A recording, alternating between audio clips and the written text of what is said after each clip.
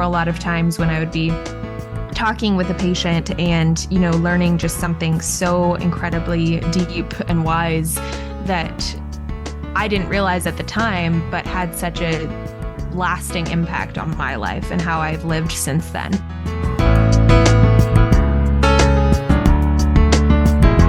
Welcome to the Heart of Hospice podcast. I'm Helen Bauer. Today's guest, Crommett, is the founder of Dreamcatchers Foundation, an organization creating connections for younger and older generations to fulfill the end-of-life dreams of hospice patients. Whether you're a family caregiver or an end-of-life professional, the Heart of Hospice podcast is here to enhance your hospice experience by connecting you with information you can use about end-of-life care.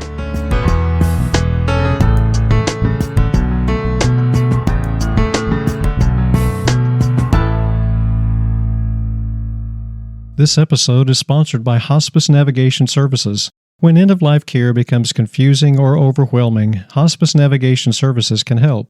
Hospice navigators are hospice professionals with at least 10 years of hospice experience, trained to provide accurate, unbiased information.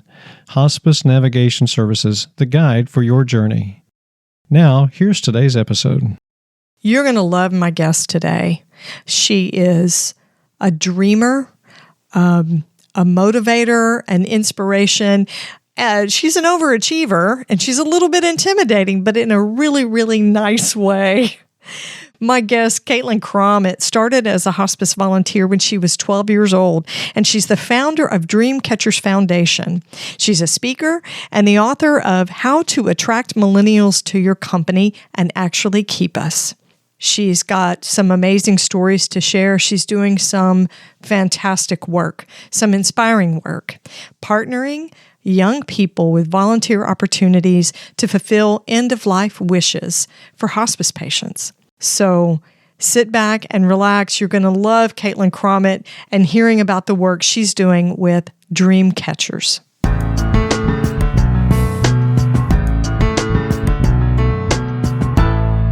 Welcome, Helen Crommett. I'm so glad to talk with you today on the Heart of Hospice podcast. Thank you. Thank you. I'm so excited to be here. You all are amazing and an inspiration. So oh my gosh, I'm honored to be on. I think we're going to say the same thing about you. So you started volunteering in hospice when you were only 12 years old.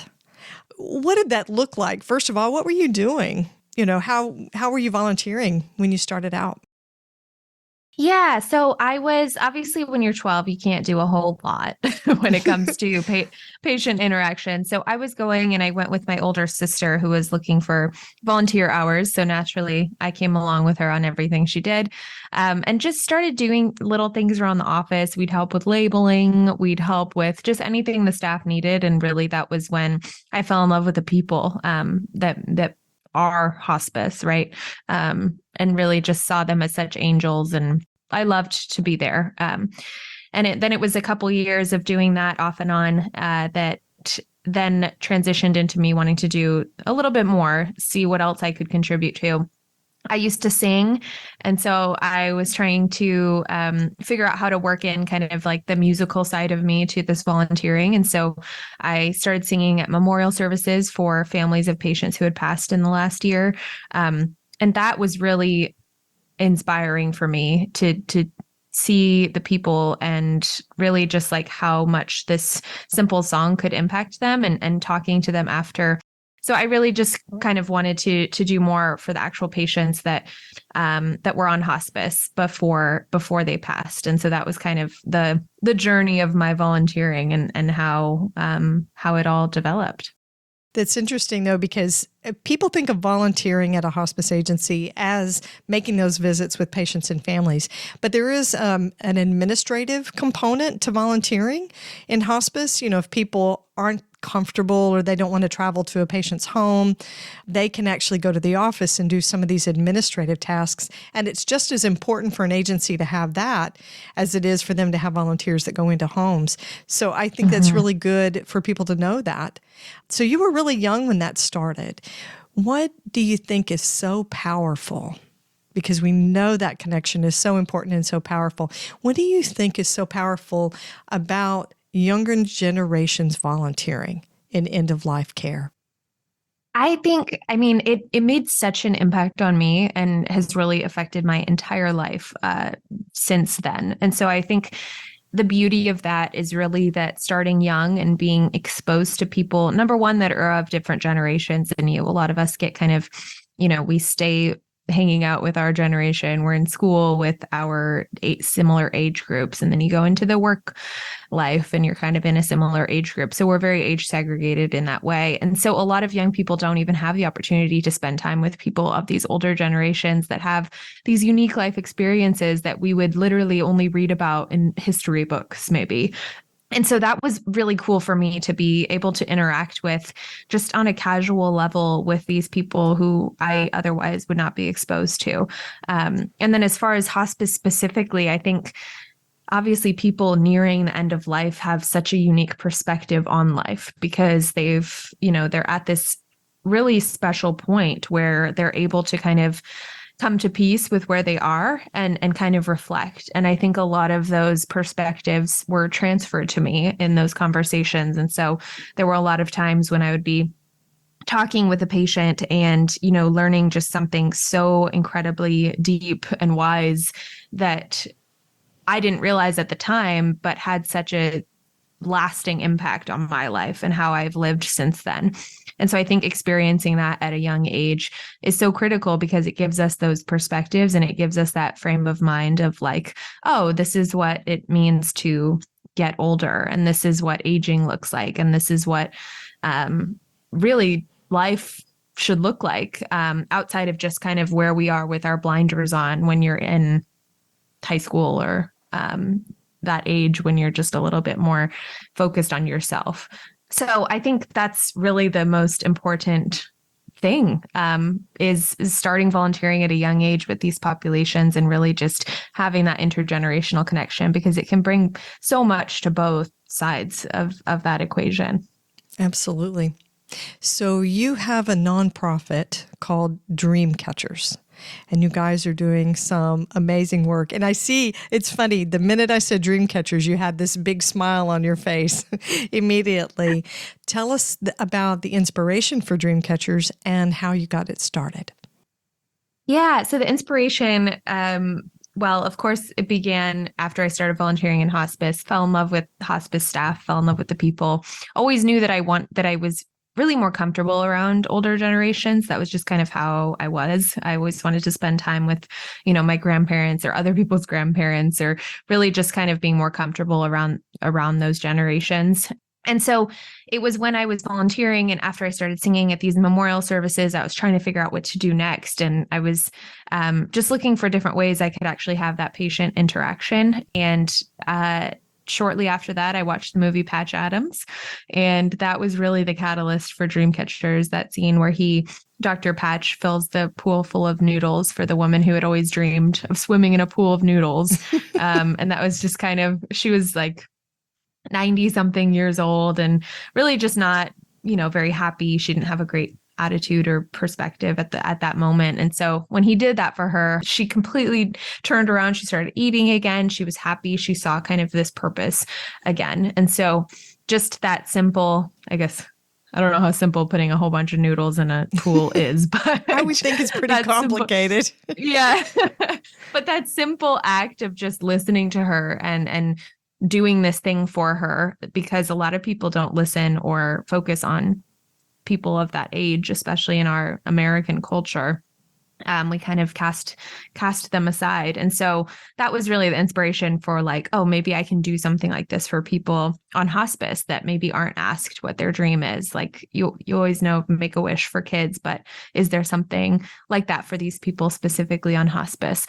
And so that was really the inspiration.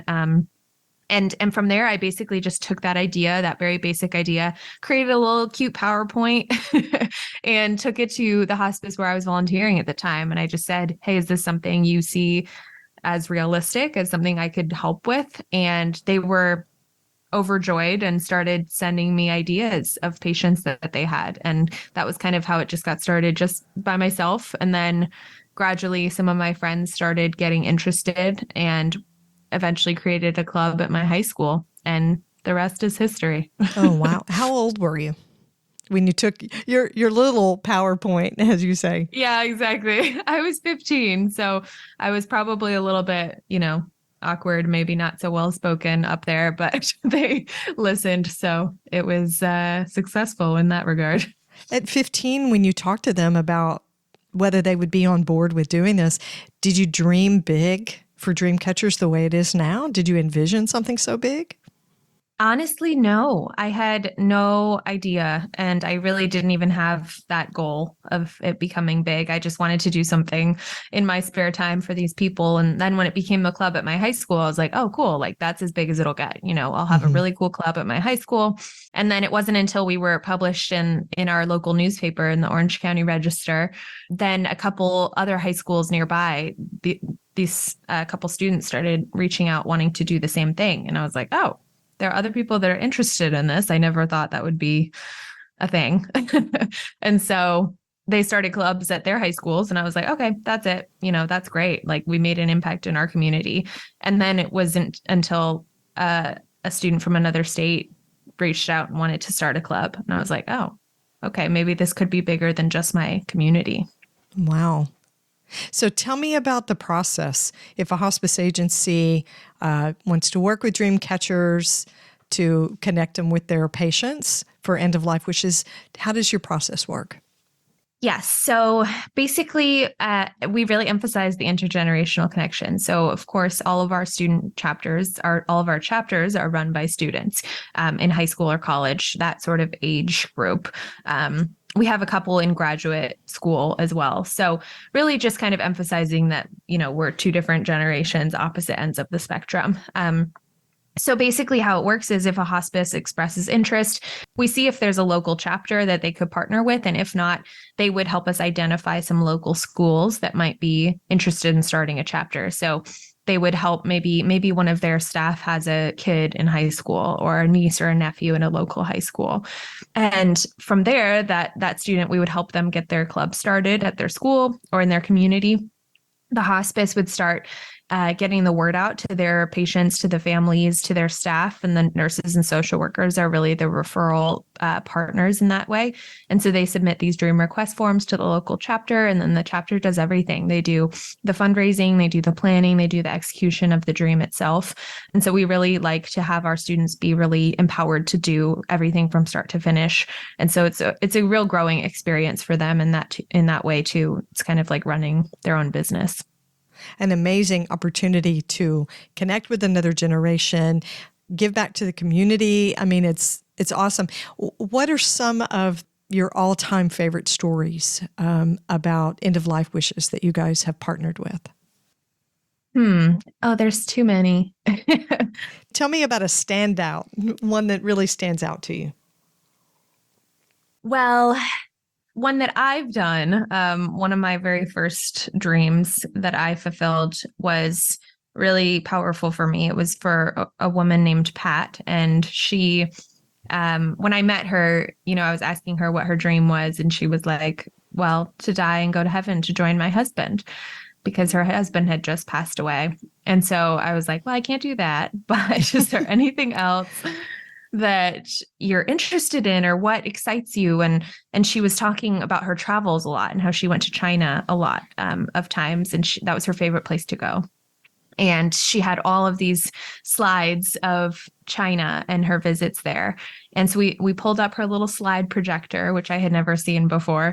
And one of the ones with the big round tray and everything. I had to learn how to use that. And she had boxes and boxes of these photos. And so I just started going every Sunday. I'd go and sit with her for about an hour and we'd go through these photos and I'd write down some of those stories that she was telling me.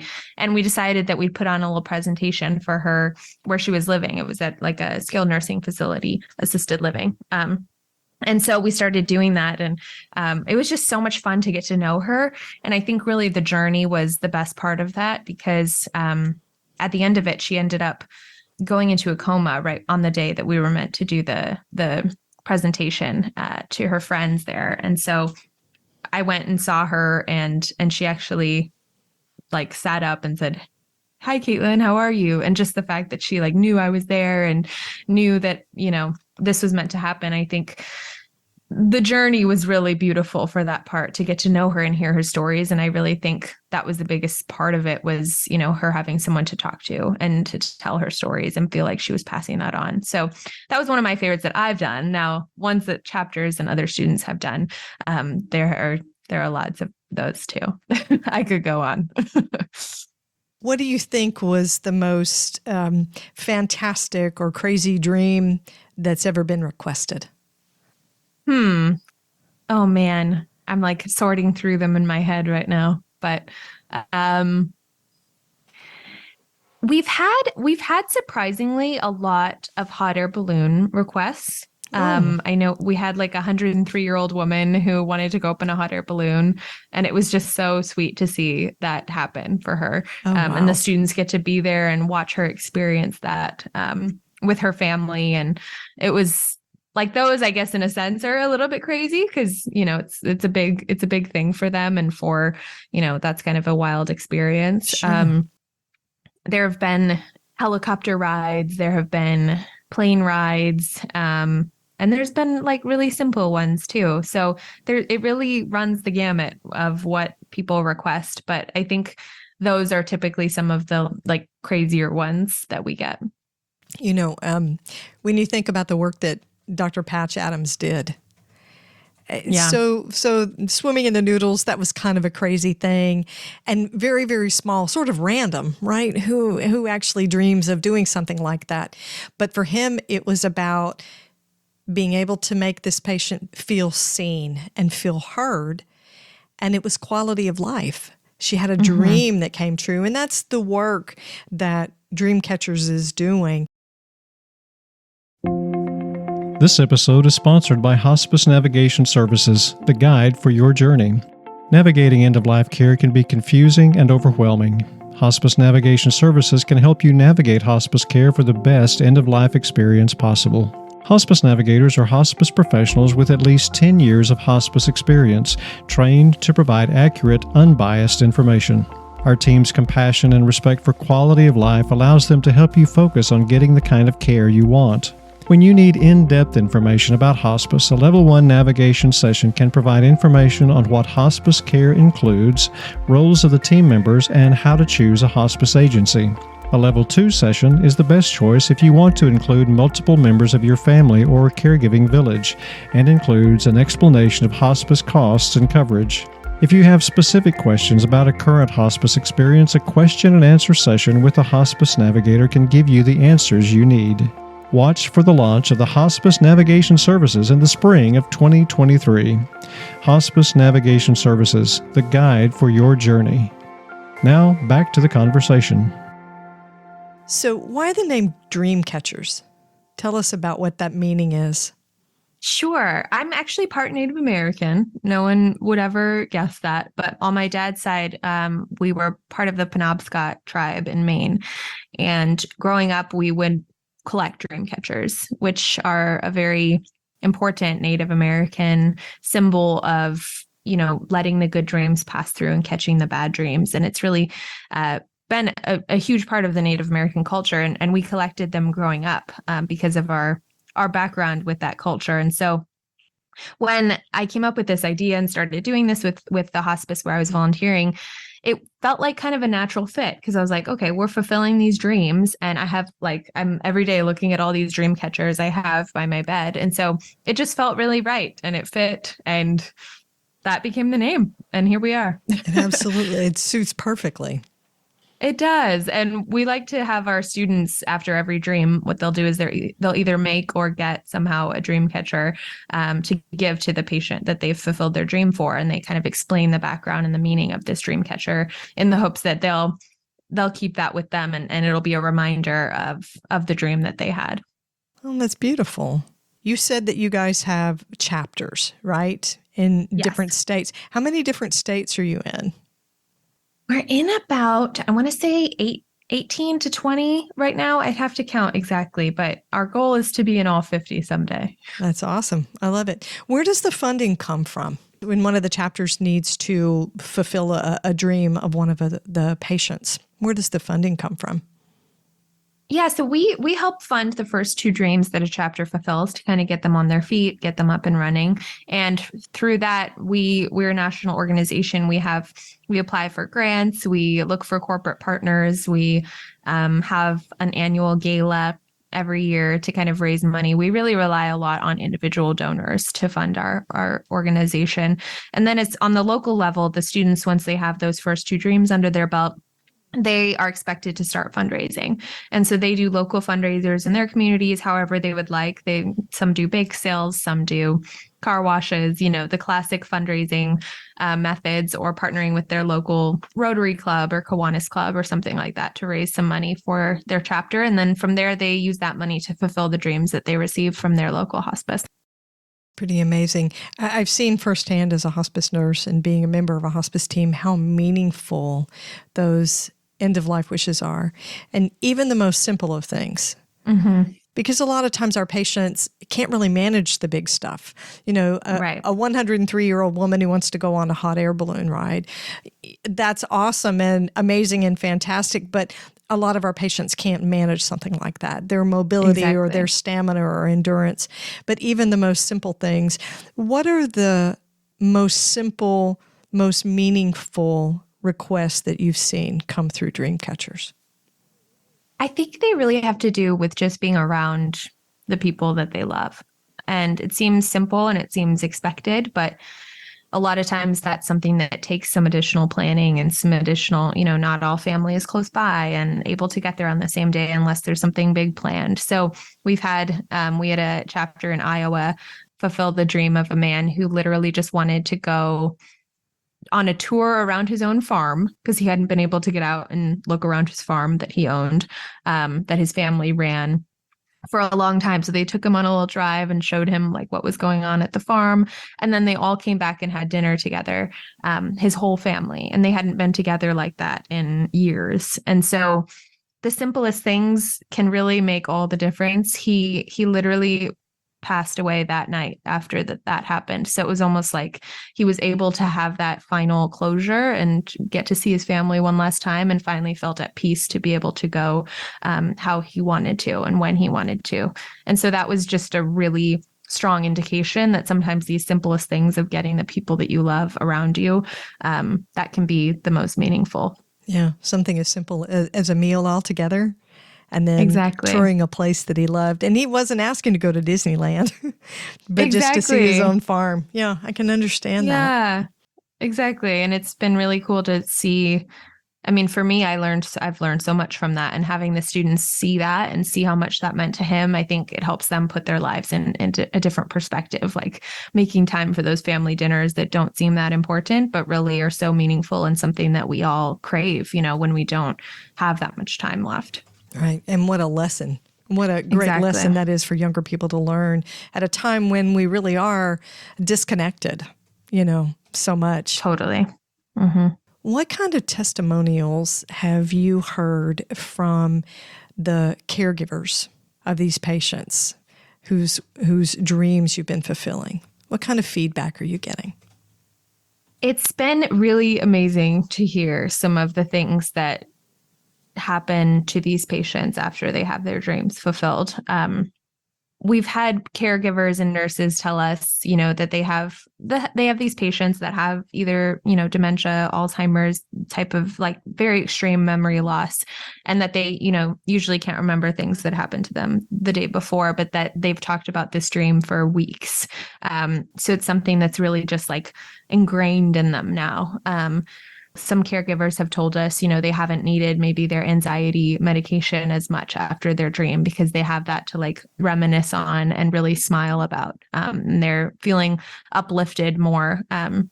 Some of their patients that are feeling that depression or a little bit of sadness or lacking purpose, that they've completely had a mindset change after a dream, and just being able to look on the bright side and really just feel happier, which is so important. Obviously, nearing the end, you want to have those little moments to reflect on. So we've had some really cool testimonials that kind of show how much meaning this can bring to both the patients and the family members, just having this to look back on as a family of this exciting thing that was able to happen for them. That's pretty amazing. It's creating meaning, creating legacy for Exactly, these which families. is so important. Yeah, so important. And now you've got all these young people who are witnessing this and being part of it, not just hearing about it secondhand, but actually being part of it. What kind of feedback do you get from the kids? I guess I'm old enough I can call them kids. Yeah. What kind of feedback do I do too. Yeah. What kind of feedback do you get from the kids, the young people that are working in the chapters? A lot of them are really, they are given a new, I guess a lot of them have expressed an increased comfort level with interacting with older generations. I think a lot of them have been scared to talk to older people or older adults, or just not knowing what to say. So they're getting a lot better at that. And they also want to pursue more opportunities to connect with older generations, which is huge for us because we just want it to be a lasting impact on them and their ability to communicate and interact with people that they might not otherwise. A lot of them have said it's gotten them to step out of their comfort zone, to break out of their shell, and being able to lead a chapter and lead their peers in this way has helped them to become better leaders and stronger communicators, which is so important for us as well, to be developing those soft skills and leadership skills that will carry them through their lives because of their experience running a chapter, being part of a chapter. So yeah, it's really rewarding to see that impact on the students. Yeah, that's amazing. We talk about soft skills as if it's a lesser group of skills, but what we know in hospice and in healthcare is that the soft skills are the hard skills. They're the essential skills. Because you can do the business work of things, of providing healthcare, but without the soft skills, you're going to fail, right? Because you're not selling a product, you're not servicing a car, you're taking care of another human being, which is pretty amazing. Have you had any of your volunteers in the chapters that you've been aware of that have gone on to work in hospice? Yes, and that we love when that happens. More and more are actually discovering this field. Like a lot of our students are initially attracted to dream catchers if they're maybe already interested in medicine or patient interaction in that way, but really planning on being like your typical, what you think of when you think of a doctor as a kid, like I dream of being a doctor. Right. But a lot of them getting exposure to hospice nurses and hospice social workers. We've had several become hospice social workers. We've had several go into the hospice and palliative medicine, which has been really, really cool to see.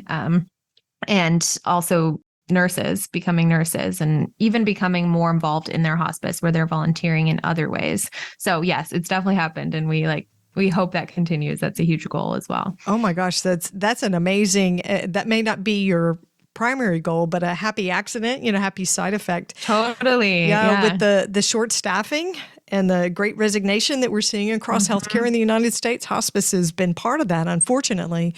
And we've been short-staffed in nursing since I started in nursing over 30 years ago.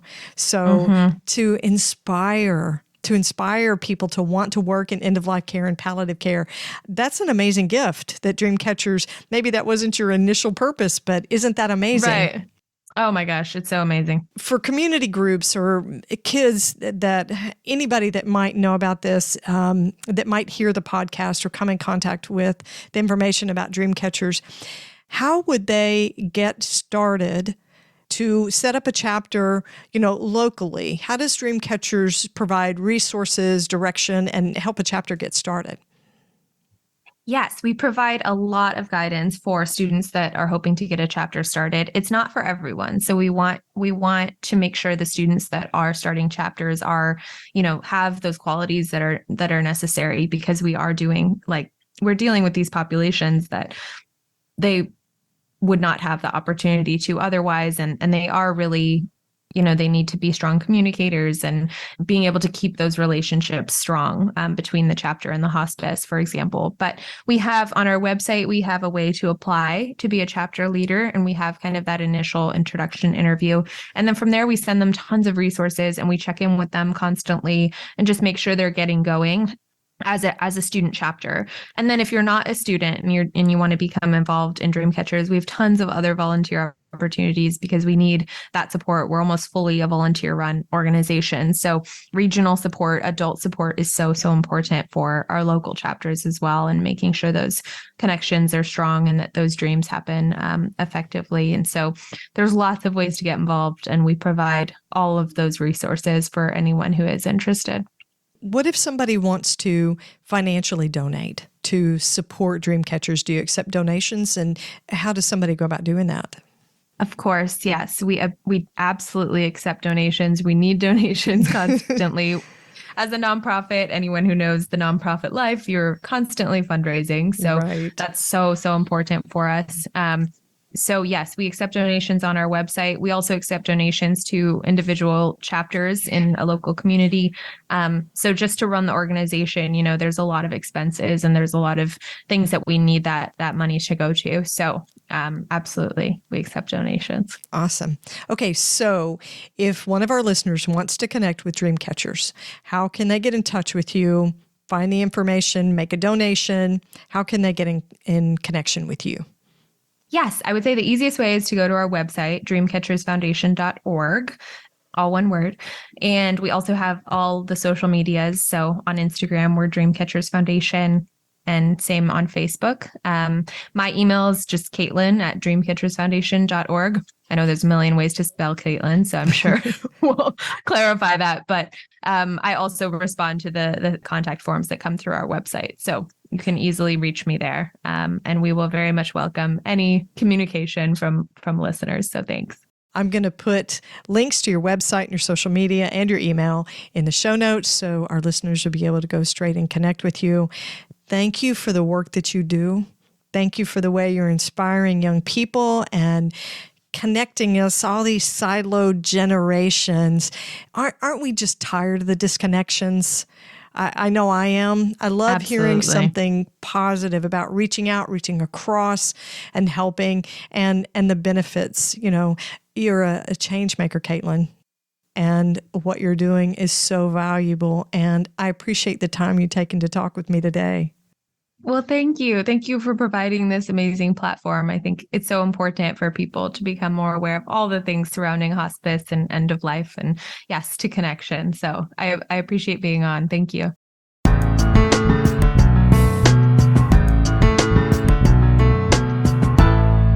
This young lady would be intimidating if she wasn't just so warm and wonderful. I love Caitlin's story, especially how she got Dreamcatchers started. What an amazing story for such a young person.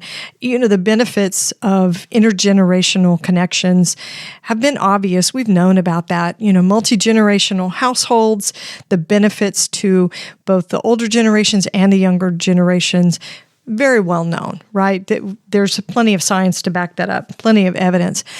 But the happy side effects of the partnering between generations, it's just an amazing thing. It's a side effect that maybe they didn't anticipate when she started Dreamcatchers, but tearing down these boundaries between generations that have been so siloed. We have a tendency to label these generations. We've got super seniors, we've got millennials, Gen X, Gen Z. At the end of the day, we're all just people. So Dreamcatchers is helping to erase those boundaries, ease those stereotypes, and share stories that might have well been forgotten if hospice patients hadn't been encouraged to share them, and the volunteers had not encouraged the patients and the families to create the memories and the legacies through granting of their dreams, their end-of-life dreams. And my favorite part, I have to say, is that some of these volunteers are going into hospice and palliative care work, social workers, chaplains, nurses, physicians. Amazing. Anybody, if you're listening, you want to make a donation to the Dreamcatchers Foundation, or you are interested in having your hospice agency partner with a chapter that might be in your area, check out their website, dreamcatchersfoundation.org. And if you want to connect with Caitlin Crommett, you can email her at caitlin@dreamcatchersfoundation.org, and it's CAITLIN at dreamcatchersfoundation.org. Don't miss this opportunity to be part of this amazing work. Be sure to catch the next episode of the Heart of Hospice podcast. You can find more episodes on theheartofhospice.com, and don't forget to subscribe on your favorite podcast platform. You can connect with the Heart of Hospice on Facebook and Instagram, and send your questions or comments to me by email at host@theheartofhospice.com. And remember, no matter who you are or where you are in your hospice journey, you are the heart of hospice.